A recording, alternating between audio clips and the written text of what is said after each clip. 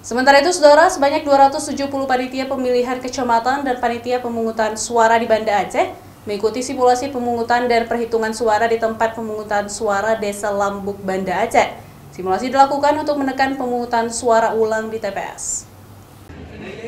Komisi Independen Pemilihan Kota Banda Aceh melaksanakan wilayah pemungutan dan penghitungan suara di tempat pemungutan suara Desa Lambuk, Kecamatan Ulekaring, Banda Aceh.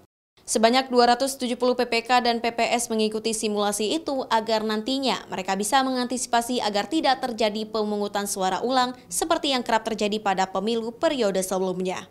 Dalam simulasi itu, peserta yang hadir mengikuti 6 tahapan, seperti persiapan pemungutan suara, pelaksanaan pemungutan suara, persiapan penghitungan suara, pelaksanaan penghitungan suara, serta penggunaan Sistem Informasi Rekapitulasi Suara atau Sirekap.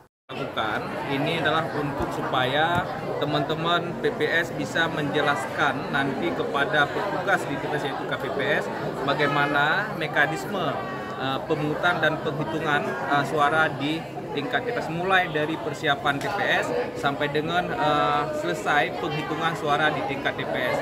Hal-hal yang tidak kita inginkan terjadi di saat hari H nantinya ada simpang siur, mereka tidak paham apa-apa yang menjadi tugas dan tanggung jawabnya di tingkat TPS seperti itu.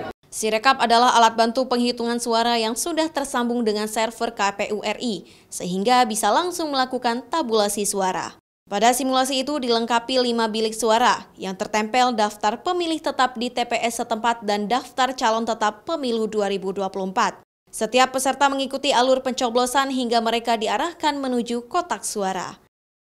Nova Misdayanti, Kompas TV, Banda Aceh.